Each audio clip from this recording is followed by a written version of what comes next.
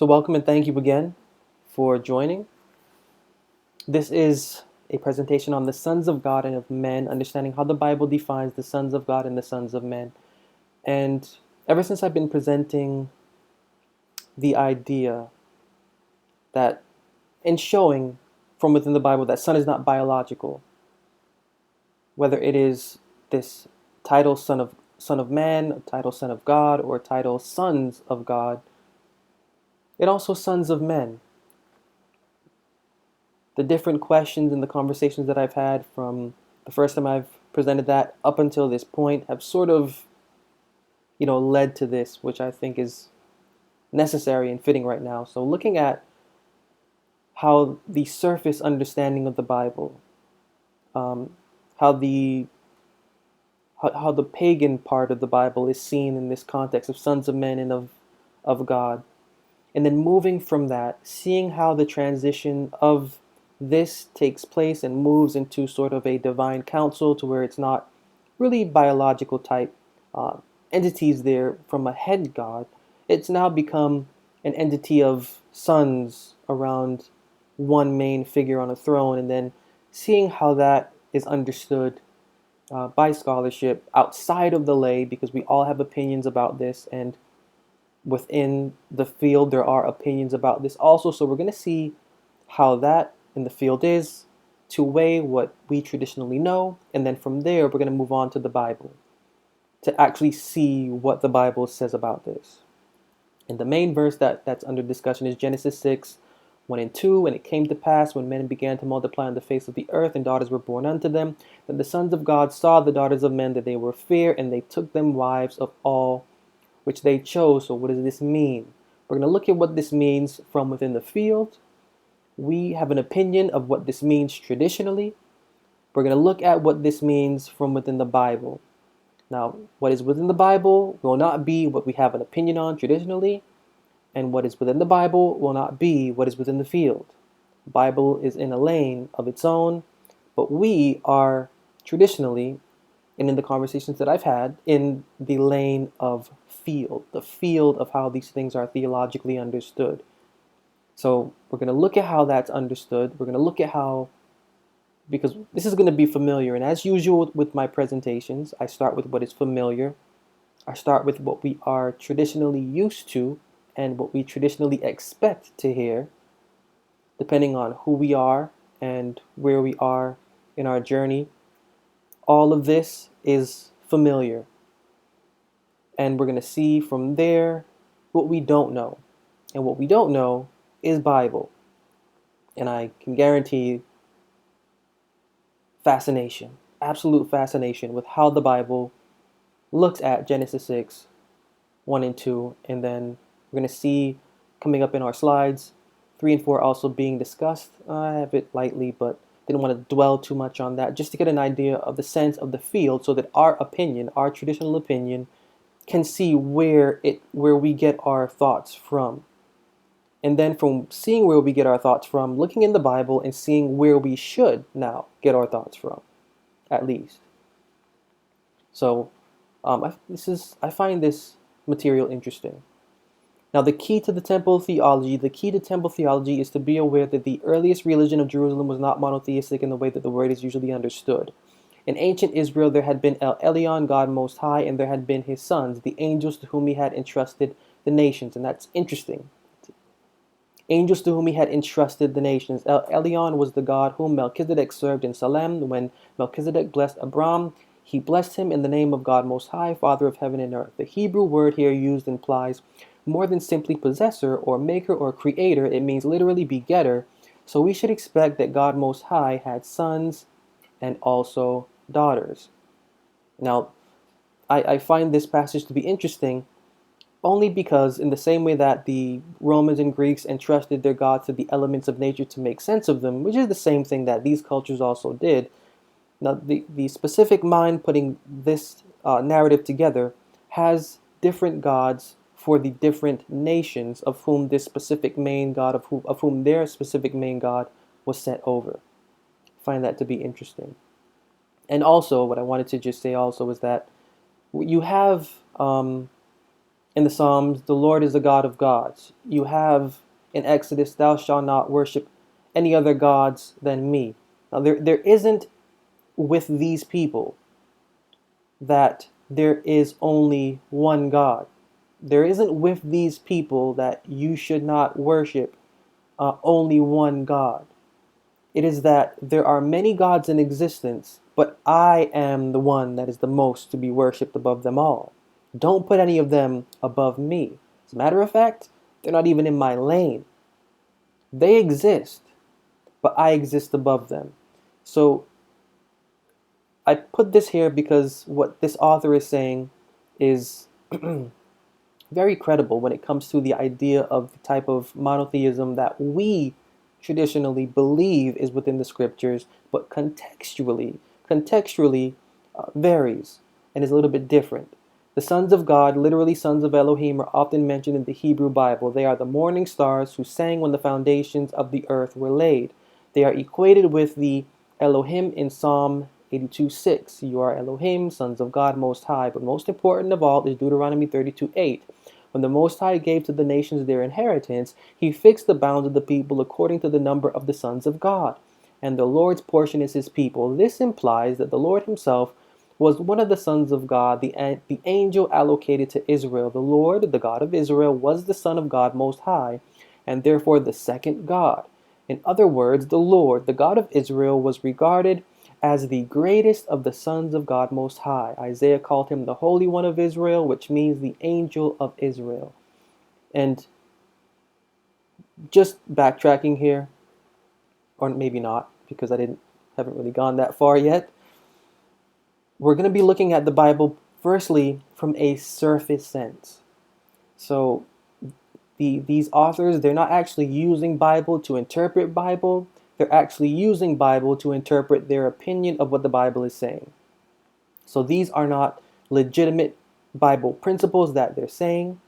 These are principles in association to how their opinion is interpreting a verse that they are viewing.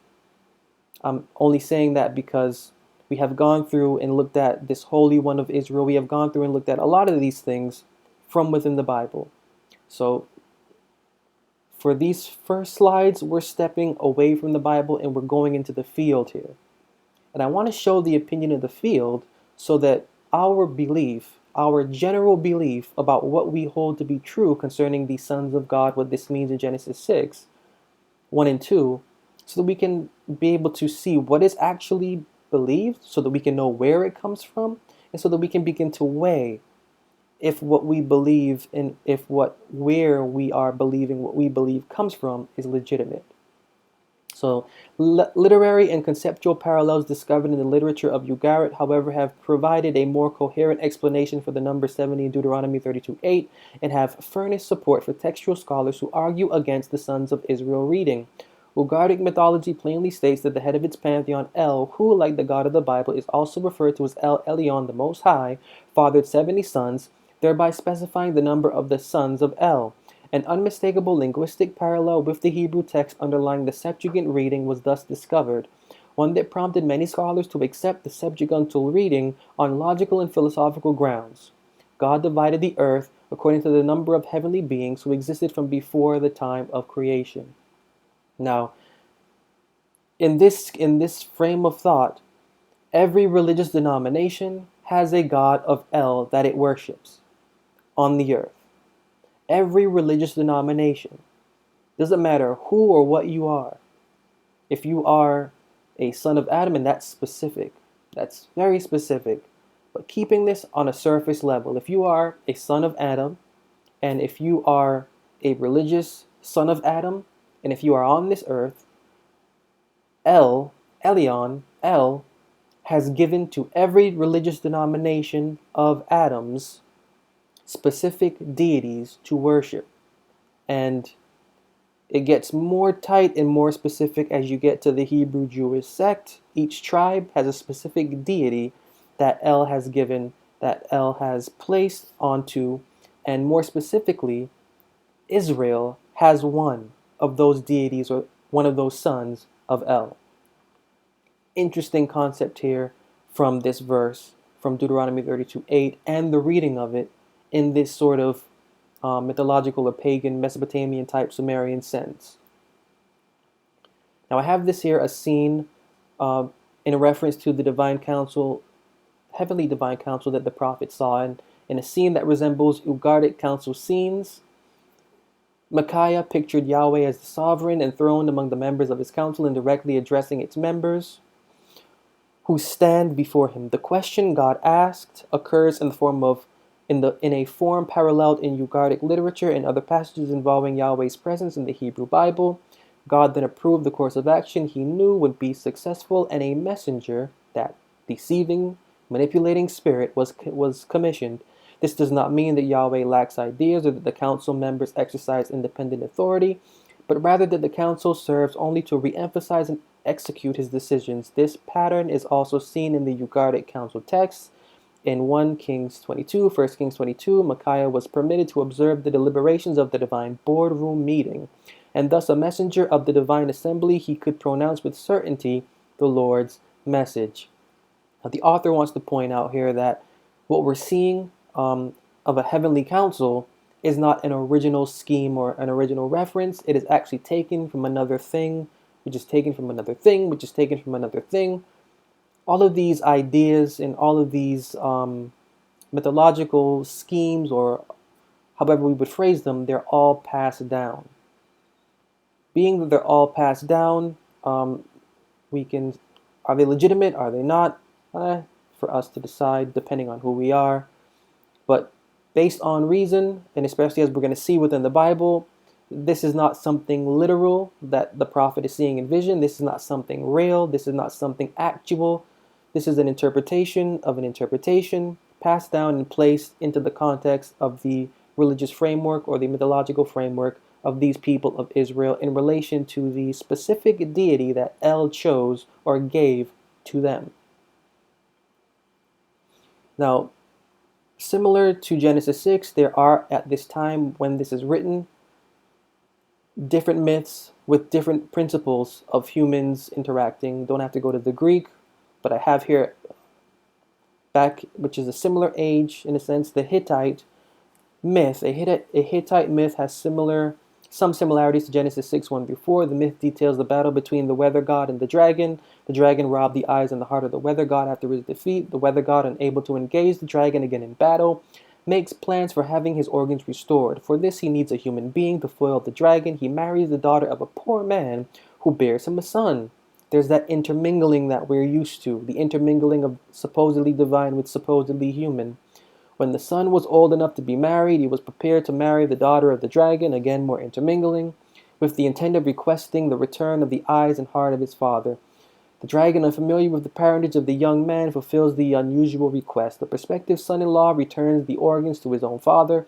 The weather god, having regained his eyesight and heart, is ready to engage the dragon in battle. He slays the dragon and also kills his son upon his own request. Now, if we can look at this today and see that this is a myth, if we can look at this today and understand that this didn't happen,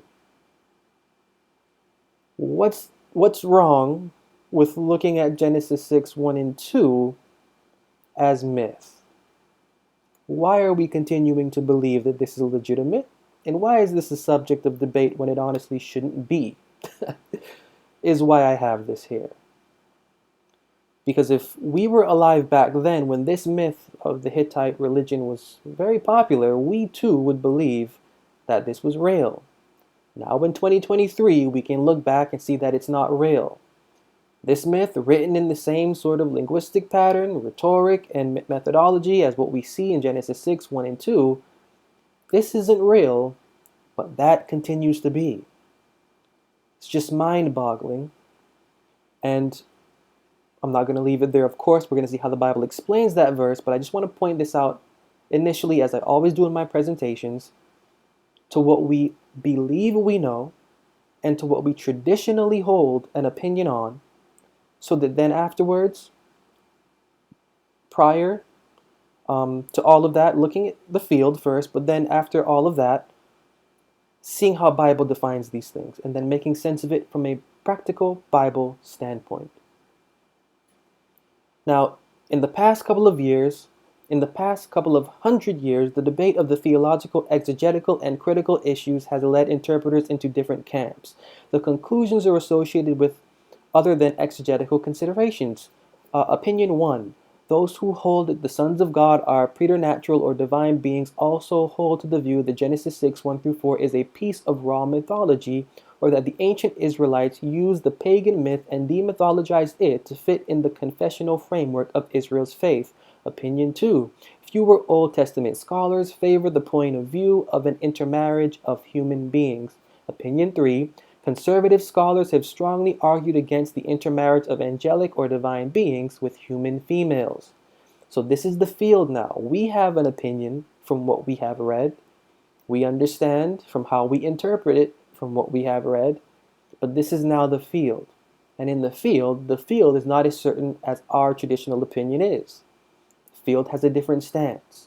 The field of these things does not honor these things as we would believe them to be traditionally honored, despite how we hear them talked about.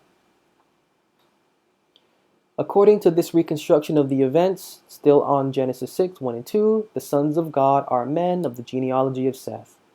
Their sin lies in marrying with women from the line of Cain. Moreover, the phrase, "and they took for themselves wives whomever they chose," is considered to be an allusion to the multiplication of wives. Therefore, the Sethites sinned by marrying outside of the godly family and by multiplying wives just because of the physical attractiveness of the daughters of man.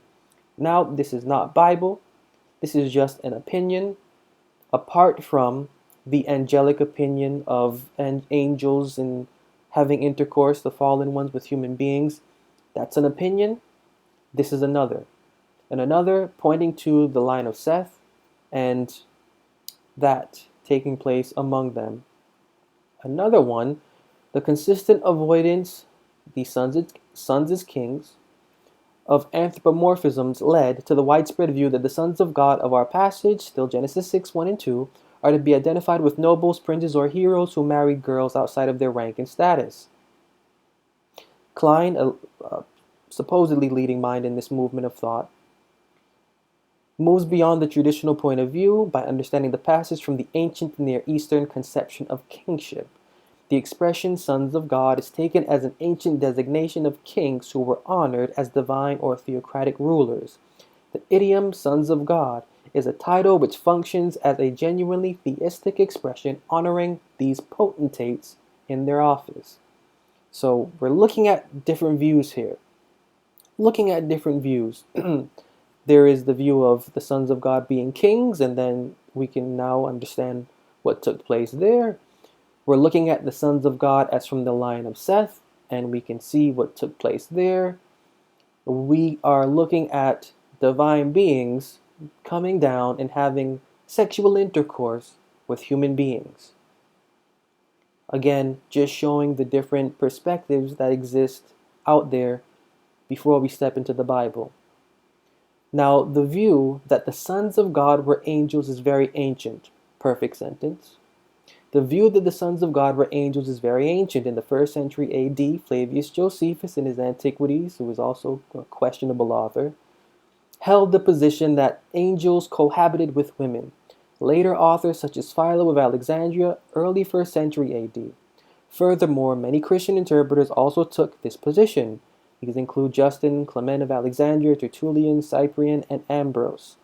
The evidence offered to argue that these beings were fallen angels is primarily based on the grammar of the phrase "son of God," sons of God.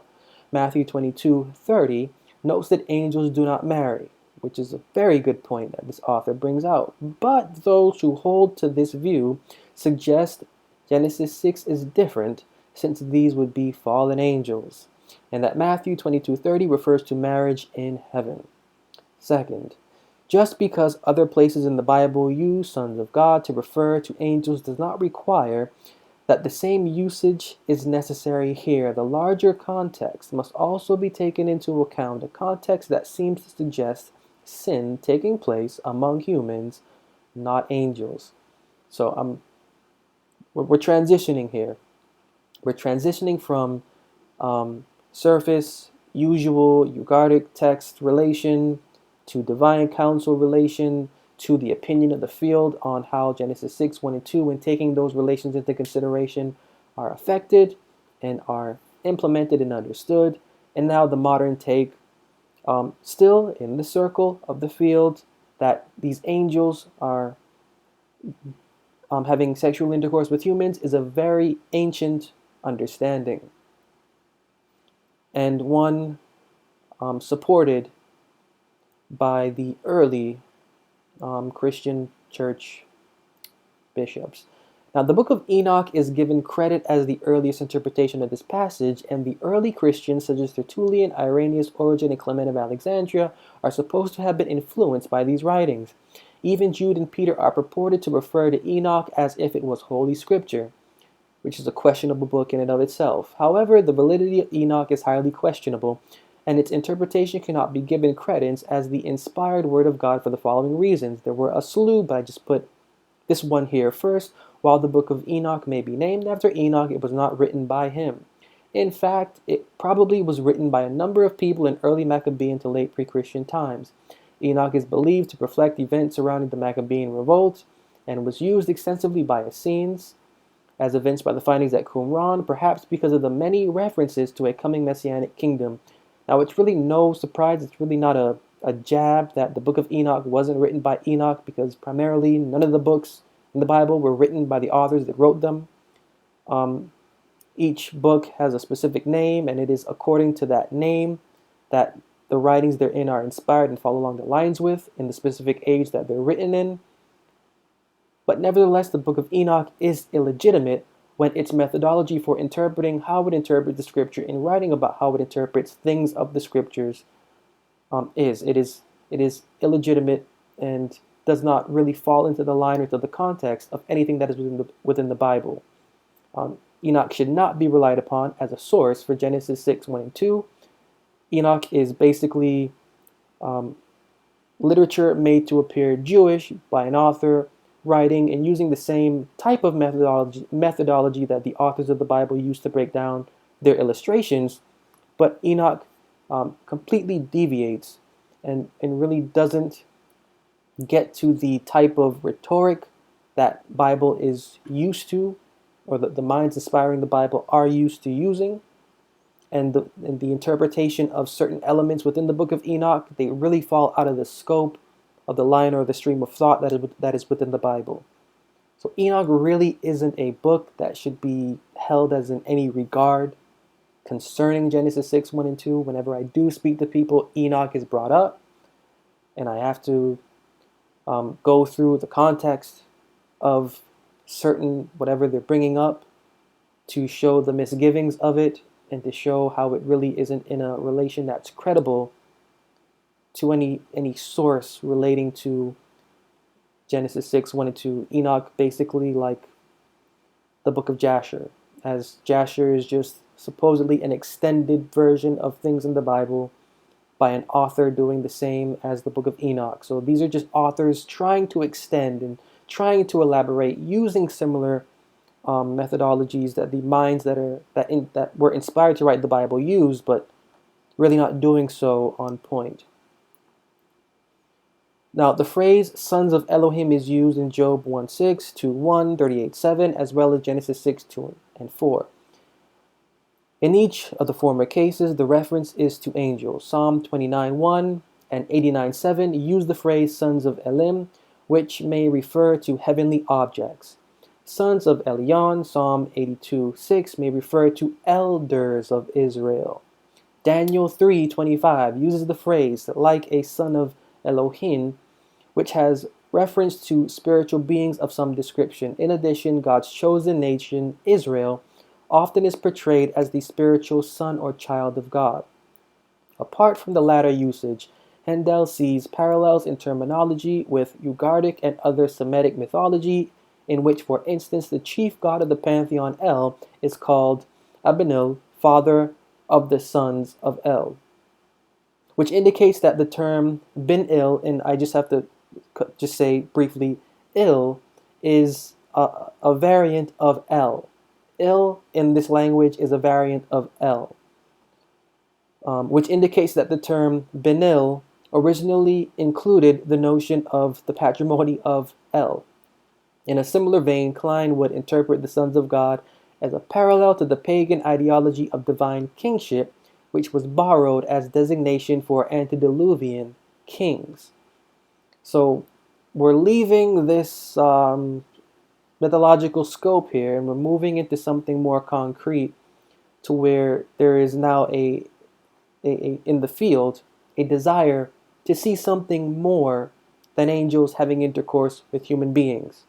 Because besides this not being literally factual, nor has it ever or will ever happen, there has to be a deeper meaning to why these things are written historically, archaeologically, and the philosophical side of sense.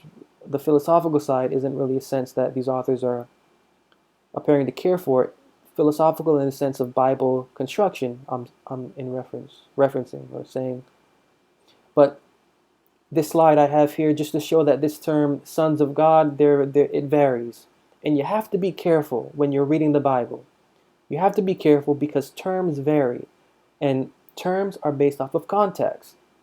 And context is based off of underlying an overall situation for which the author is putting the tense or the situation or the circumstance in. So you have to be careful when you're reading sons of God, daughters of men, because that context there and the surrounding environment with its surrounding elements, they may not be, and they are not, what we traditionally hold them or would immediately or automatically think them to be. Now, moving on in this same thought, we propose that the ancient angelic interpretation must be reinvestigated. The tradition is extremely ancient. After a popularity in the apocalyptic literature and in rabbinic Judaism, it declined in favor along with the apocalyptic elements which had gained an official status in Judaism of the 1st century AD. In the early centuries of Christianity, an angelic interpretation was widely held by the church fathers. And I'm not going to get into how suspect the early Christian church is, but that should say a lot to us when we're hearing that something that is foundationally and philosophically outdated would be resurfaced, and it has a lot to do with the early Christian theory of their main figure and how that plays into the part of their overall or outstanding result of their religion. On the contrary, this view was met with resistance from rabbinical circles, for their position was more commonly that the sons of God were human judges. In fact, there was a curse pronounced on anyone taking the angel view. Later, in the medieval period and especially in the Roman Church, there was a preference for the interpretation that the sons of God were Cainites and the daughters of men Sethites. Meanwhile, in the modern period, critical scholarship is more apt to interpret the sons of God as lesser gods in the heavenly pantheon, taking the passage as a remnant of Canaanite mythology. Again, if we can now see that Canaanite mythology is mythology, and that this is taken from mythology, we ought to understand that the author constructing Genesis 6, 1 and 2 is constructing what they're saying mythologically. But again, as we will see, the author that wrote Genesis 6, 1, 2, 3, and 4, and all of the minds inspired by the Bible, although writing with an element of mythology, although writing secularly, their illustrations go beyond traditional thought, which is what makes the Bible special. Now, we're transitioning from all of that, so have all of that in mind that we just reviewed. The stances, the positions, the conflicts, the arguments, the takes. Have all of that in mind because we're now going to go into the Bible. Looking at sons of men, Psalm 145, 10 through 12. All thy works shall praise thee, O Lord, and thy saints shall bless thee. They shall speak of the glory of thy kingdom and talk of thy power, to make known to the sons of men his mighty acts and the glorious majesty of his kingdom. Psalm 4, 2 and 3, O you sons of men, how long will you turn my glory into shame? How long will you love vanity and seek after leasing? Selah. But know that the Lord hath set apart him that is godly for himself. The Lord will hear when I call unto him. Now, I have these two Psalms here because I want to show a division here. The Bible holds a division between what are called the sons of God, or who are saints, and then the sons of men. Two different classes. The sons of God are not the sons of men. The sons of men are not the sons of God. These are two different classes. It is the sons of men who must actually be edified and receive an understanding from the sons of God. Two different classes here. The sons of God are working for what is above. The sons of men are not working for what is above. Isaiah 52:14, as many were astonished at thee, his visage was so marred, more than any man, and his form more than the sons of men. Again, a separation here. Who this chosen servant is, they are not of the class of the sons of men. There's a separation between the saints or sons of God and the sons of men. There's a separation between the servant and minister of the living God and the sons of men. Now also understood to be the sons of men are the children of men. The Lord looked down from heaven upon the children of men to see if there were any that did understand and seek God. Now, the children of men have a different agenda from the sons of God. Two different classes here. And this is well to pay attention to in reference to Genesis 6, as I pointed out 1 and 2 highlighted. Different classes. Now, biological sonship doesn't exist within the Bible in context. An example, Titus 1:4, to Titus, mine own son, after the common faith. 1 Timothy 1, verse 2, unto Timothy, my own son, in the faith. Philippians 2:22, but you know the proof of him that as a son with the Father he hath served with me in the gospel. One is a son not by natural biological birth in context within the Bible, but by mental, doctrinal conception. Hebrews 5:1, and this is the perfect illustration. For every high priest taken from among men is ordained for men in things pertaining to God, that he may offer both gifts and sacrifices for his sins. The son is a son not biologically, but by dogma, by, think seminary, think conceptually, the passing down of one idea, notion, theory, philosophically or religiously, to another mind is how a son is born. Proverbs 29:21, he that delicately bringeth up his servant from a child shall have him become his son at length. This is not in reference to anything literal. This is the bringing up of an understudy.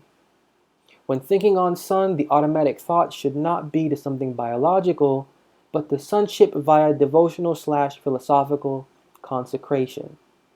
Still, keeping all of this in reference to Genesis 6, 1 and 2, because I want you to keep all of this because it will then make sense when we dip in to see what that verse actually means. Now, the son in the Bible is not in context biological. 1 Chronicles 25, 7 and 8, so the number of them with their brethren that were instructed in the songs of the Lord, even all that were cunning, was 268, and they cast lots, ward against ward, as well as the small as the great, the teacher as the scholar. Malachi 1:6, a son honoreth his father, and a servant his master. If then I be a father, where is mine honor? Psalm 123:2, behold, as the eyes of servants look unto the hand of their masters, and as the eyes of a maiden unto the hand of her mistress. Ephesians 6:5, servants, be obedient to them that are your masters according to the flesh. Now this is not in reference to anything literal or secular. This is all in reference to everything sectarian, devotional, religious, however you want to put that, spiritual, whatever. The teacher and the scholar here is the main idea. A son is a scholar. A son is a small one. The father is the teacher. The father is the great one. This is kinship. This is biology through philosophy. The transferring of mind is how a son is born. As perfectly, Hebrews 5:1, Every high priest taken from among men is ordained for men in things pertaining to God. This is the birth of men of men. Birth of men of men. This is why it is called sons of men. It is men giving birth to men. Not literally, mentally. What does this mean? Obey them that have the rule over you, and submit yourselves, for they watch for your souls as they that must give account, that they may do it with joy and not with grief, for that is unprofitable for you. The one that has rule over is father, and the you in context is son. This is not literal. And the counsel here is not counsel for a literal father or a biological son, although you may apply that secondarily. Primarily, this is for an elder. This is for a head of an organization, head of a church assembly. This is a father over son or sons, or under priests or scholars or pupils under them. A son is a servant that is ruled over by a master or chief priest. A son is a scholar under the instruction or direction of a teacher. This rule is not physical, but mental, philosophical, doctrinal. The son is conceived from out of the understanding of the teacher, conception via consecration / birth through dogma. When a son of man or a member of the sons of men, one is a member of a society drawn from seminary-like environments. Now, this is the main context that Genesis 6, 1 and 2, when it comes to the daughters of men, ought to be held in the regard of, in the same class difference between the sons of God and the sons of men. Now, earth has inhabitants. Figurative language. Psalm 33, 13 through 15. The Lord looketh down from heaven, he beholdeth all the sons of men. From the place of his habitation he looketh upon all the inhabitants of the earth, he fashioneth their hearts alike, he considereth all their works. Psalm 115, 16. The heaven, even the heavens, are the Lord's, but the earth hath he given to the children of men. Now this is figurative illustration. The earth is a figurative location. The sons of men are figurative individuals. The earth is given to the sons of men, the individuals who know nothing about what is above. They are given freely the earth. That's their realm, that's their field. They're given the earth to inhabit. Different location for everything else above. What is the earth? What is the earth? Isaiah 34:1. Come near, you nations, to hear, and hearken, you people. Let the earth hear, and all that is therein, the world, and all things that come forth of it. Isaiah 66:8. Who hath heard such a thing? Who hath seen such things? Shall the earth be made to bring forth in one day, or shall a nation be born at once? Jeremiah 10:12. He hath made the earth by his power, he hath established the world by wisdom, he hath stretched out the heavens by his discretion. Now from these verses, this is how the Bible teaches. The Bible teaches from within itself. Earth is world. Earth created by power, world by wisdom. What we're hearing about an earth or a world should not be taken to be literal or natural world in the context in which the Bible is phrasing itself. The earth, in a sense, in a true sense, equals a nation or a denomination. And this nation / denomination equals the world or a world. What is the definition of the world to the Bible? John 18:20, and I have this one verse here because it's just plain. Can't mess this up. Jesus answered him, I spake openly to the world. I ever taught in the synagogue and in the temple, whither the Jews always resort, and in secret have I said nothing. The world, to the Bible's mind, is not in right context a natural / physical entity. The world is figurative language denoting temple / synagogue, or is in direct reference to the religious world. I spake openly to the world. I ever taught whither the Jews resort. The world in reference here is the religious world, and specifically the Jewish religious world. The earth in reference is in reference to the religious world.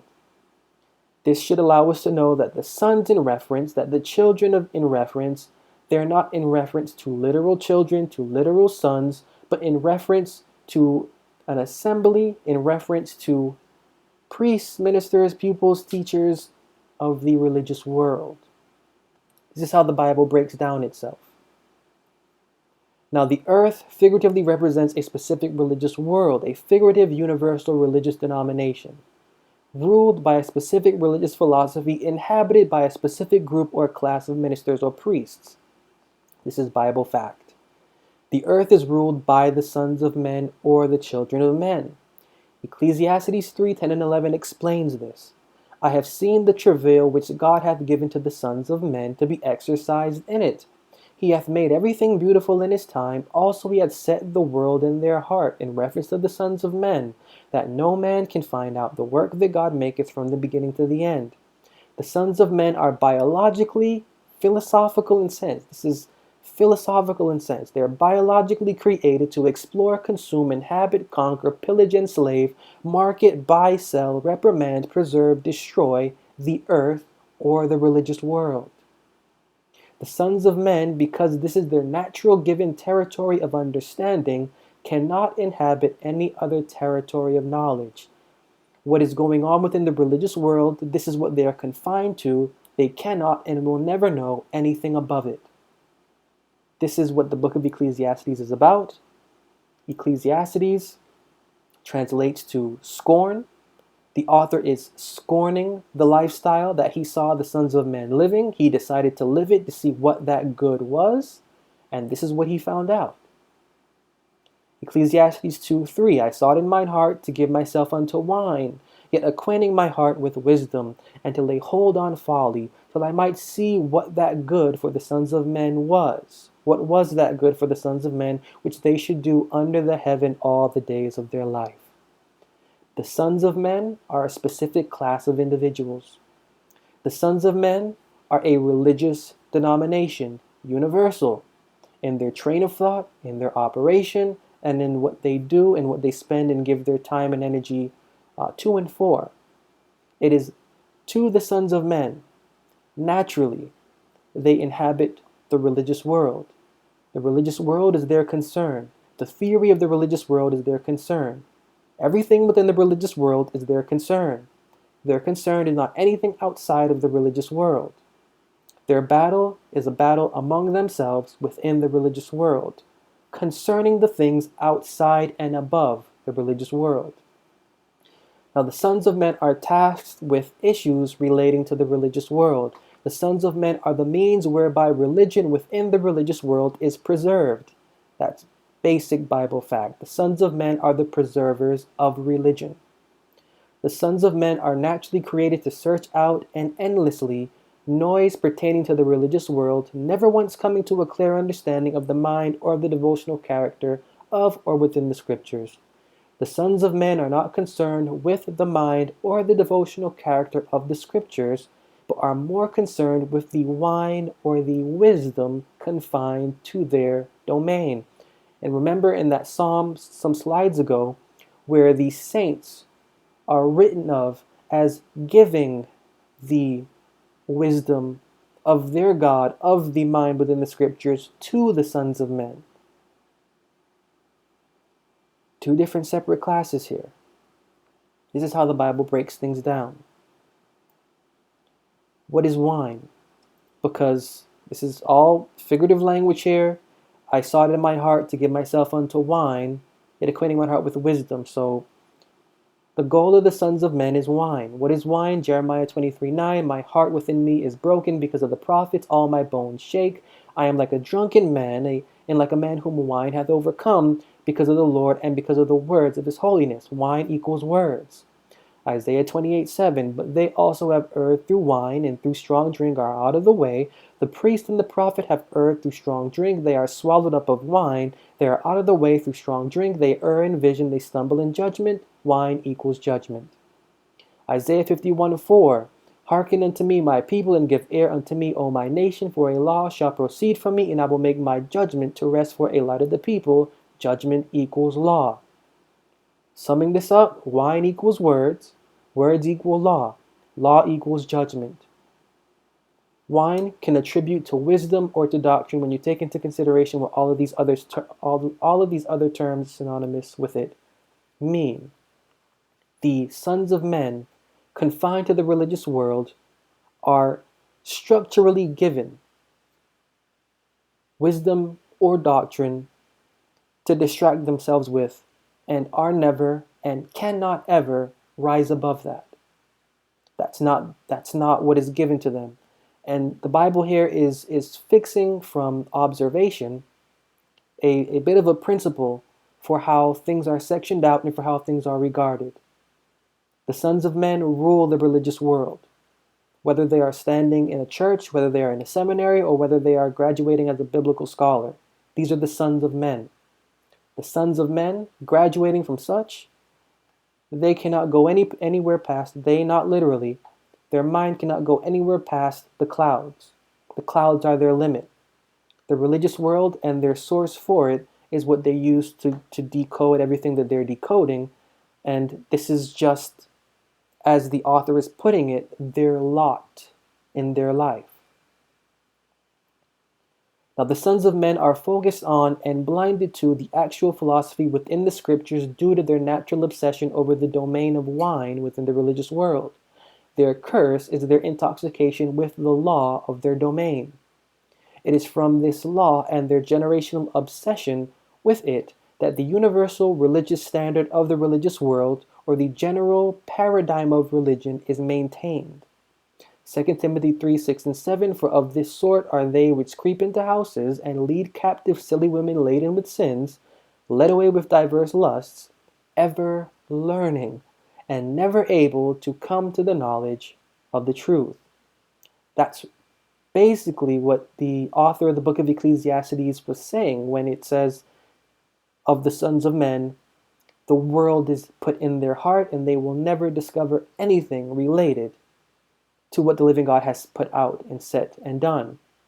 It's because their lot is to ever learn and to never know anything. That's their lot. That's the lot of the sons of men. Sons of men, children of men, daughters of men. Same daughters of men from Genesis 1 and 2. Genesis 6, verses 1 and 2. Who are the sons of God? Going back to the verse, Genesis 6, 1 and 2, it came to pass when men began to multiply on the face of the earth, and daughters were born unto them, that the sons of God saw the daughters of men, that they were fair, and they took them wives of all which they chose.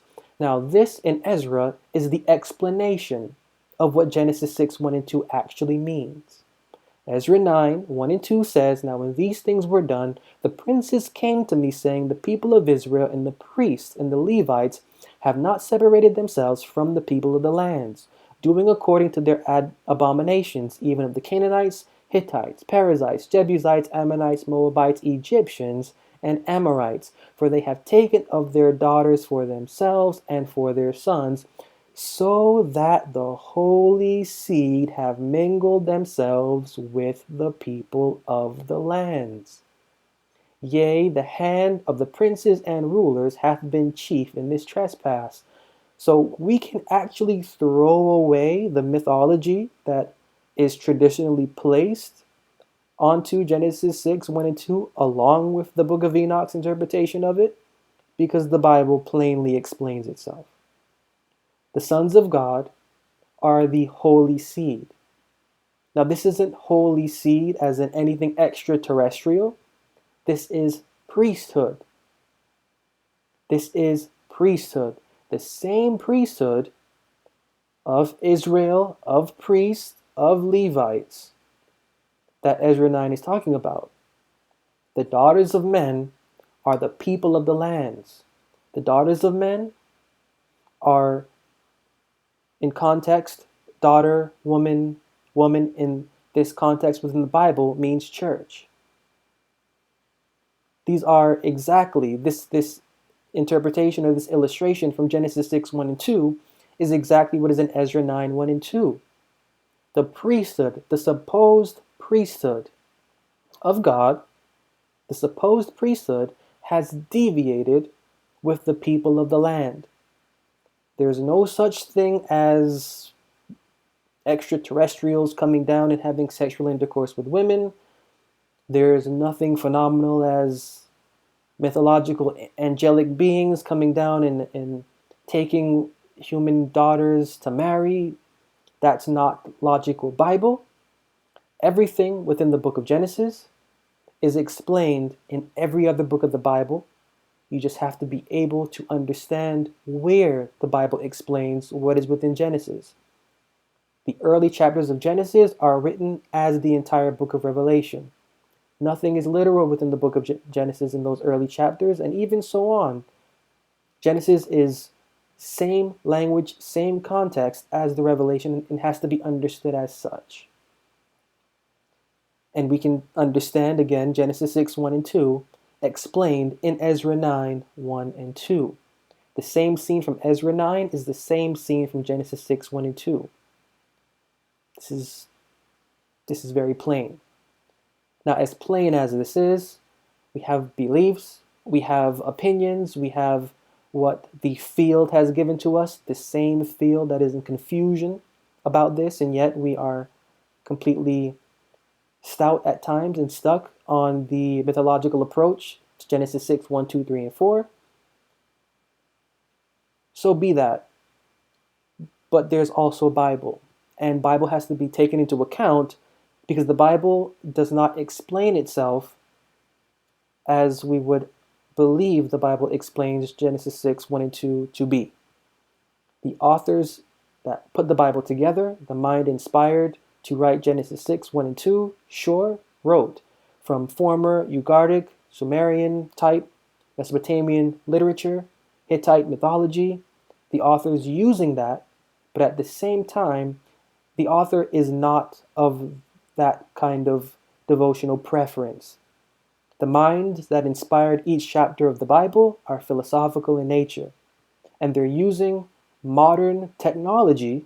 They're using modern technology in their literature to illustrate a philosophical context, and simply not just a philosophical context, but a historical context. And not really a philosophical or historical context, but a perpetual context, because Genesis is the beginning of everything. That's why it's called Genesis. You will see Genesis repeating throughout the Bible, and even to this day, some of the things repeating in Genesis. You just have to be able to interpret it correctly, because the book of Genesis is a book of beginning. Everything in Genesis is everything that will repeat, because it is the book of beginning. When we see these illustrations in Genesis, we can find them in the Bible, and we can also find them in our own modern times, because this book is a present book. Though written as if past tense, its figurative illustrations are for the present. It is presently telling us what's happening and what will happen, what's going on between the sons of God and the sons of men, what's going on in the religious institutions, what's going on among individuals following so-called experts in religious institutions and academic institutions in regard to the theories that are within the scriptures. Genesis is a book of perpetual unfolding. This isn't a one-time deal. It's a perpetual unfolding, as we're seeing in Ezra. What took place in Ezra took place in Genesis 6. And what took place in Ezra 9, 1 and 2 is something that's going to continue to repeat, because this is just what happens. That's really all that verse is, and the characters within it. Now, the sons of God from these verses in the book of Genesis are not mythological entities. The sons of God from these verses in the book of Genesis are not the theorized or given angels of folklore or of religious theory.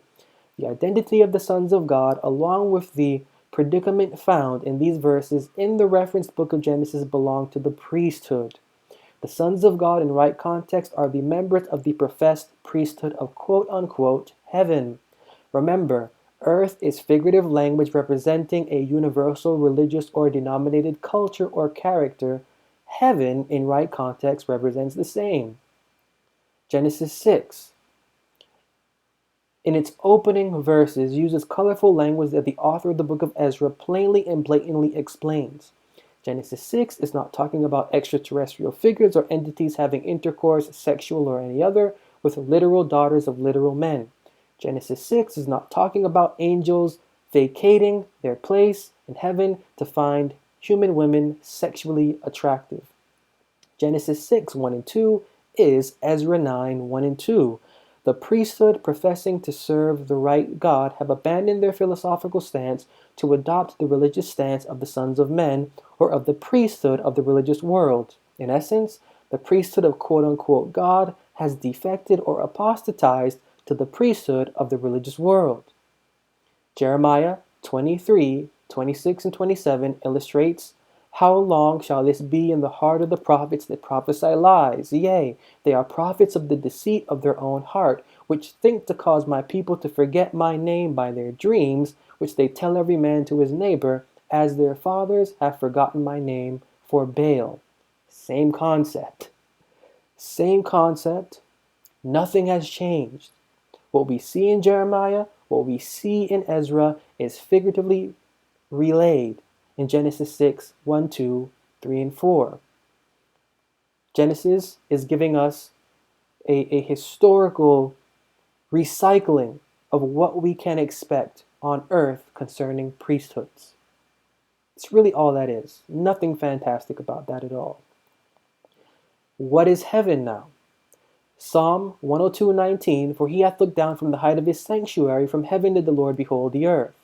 Psalm 11 verse 4, "The Lord is in his holy temple, the Lord's throne is in heaven. His eyes behold, his eyelids try the children of men." Heaven is a figurative term according to the language and the structure that the Bible breaks down for its own self, denoting the heavenly sanctuary. Heaven is figuratively illustrating a place of worship, the heavenly sanctuary. The sons of God are supposed to be members of heaven. This is not literal language, it's figurative language, in that the professing host of God is to have their mind in the temple above and their form of devotion matching that culture below. That's all that means. Genesis 28:12, "And he dreamed, and behold, a ladder set up on the earth, and the top of it reached to heaven. And behold, the angels of God ascending and descending on it." This isn't literal. This is a figurative illustration of the mission that minds associated to the temple above are to conduct on earth, because the sons of men do not know what is above. The ministers of above, not literal. The individuals whose experience is above the religious world and extending upwards to the mind inspiring the philosophy within the scriptures. While trained above, not literally, mentally, and through experience, they are to return back down to earth with a service for the sons and the children and daughters of men. That's what this vision is here saying. It's a relation of experience. "As my Father has sent me, so send I you." John 17. That mission was a mission of where the individual descended from heaven to earth. Not literally. The individual did not literally descend to earth from heaven, from anywhere. Heaven in Bible language is figurative language for heavenly sanctuary. And the descent and the ascending to the heavenly sanctuary is not literal, it is mental. Now, again, this is Bible context. This is Bible reference. Whatever we would have for a belief, cool.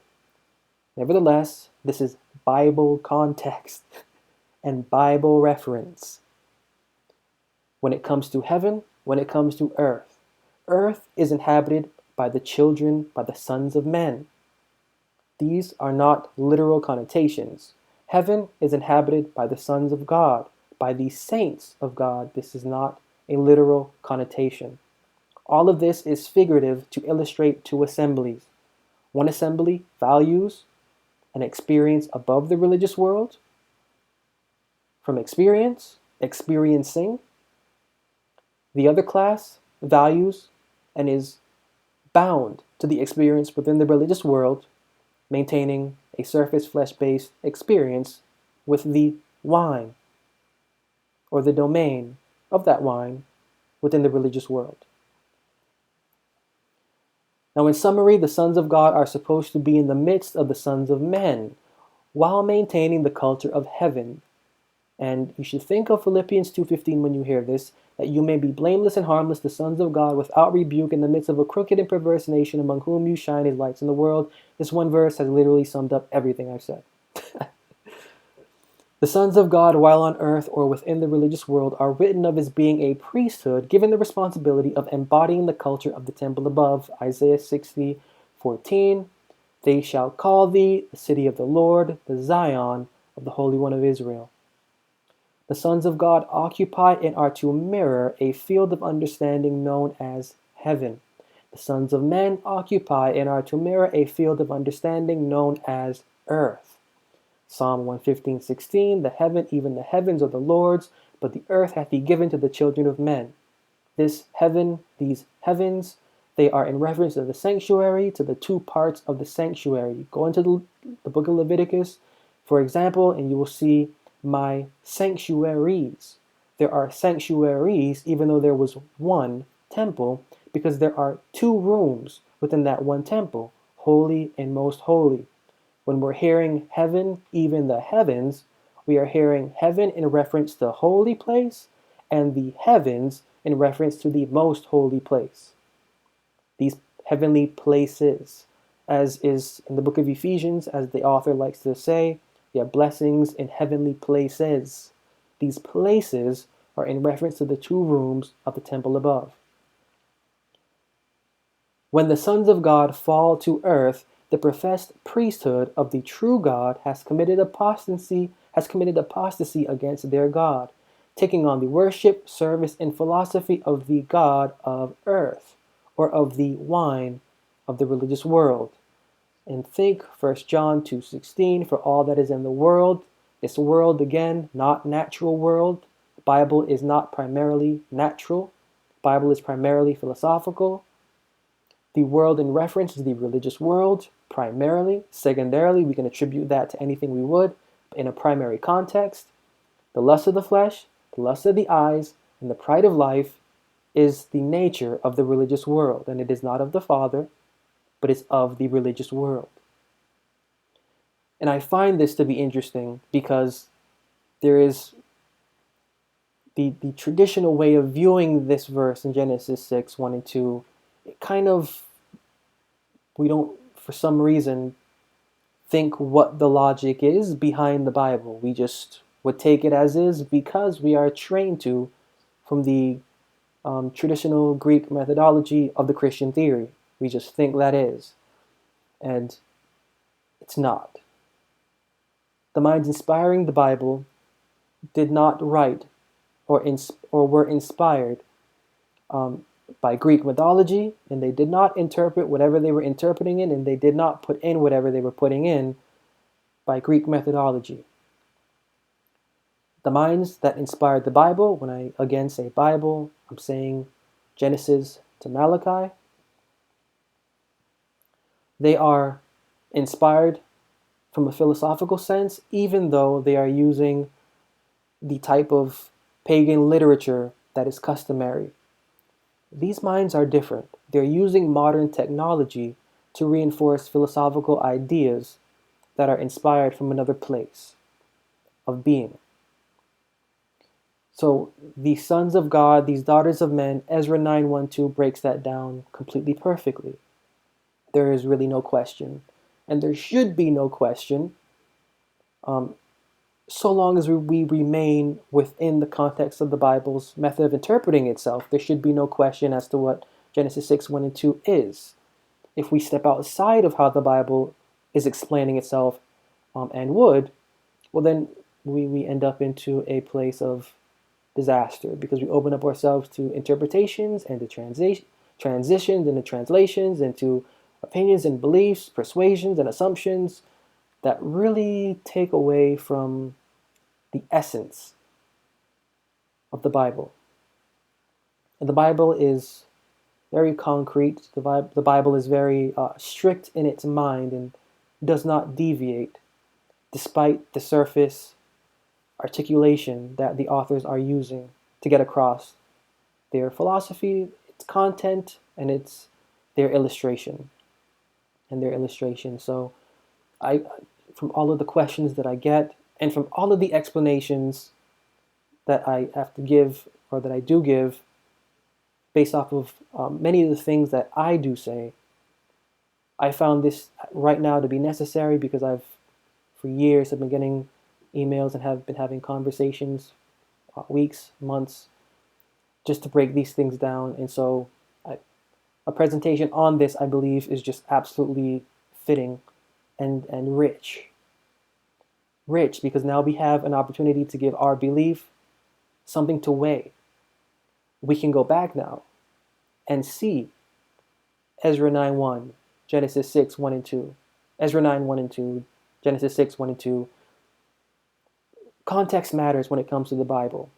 And sure, these things are written in a familiar way of former mythological type settings and environments and characters and whatnot, but the mind within the Bible, although written on the surface in regard to this, really is separate from it. And I think that it's really cool to always go back and check that out. So just let me know your thoughts and how you would in the comments below. See this.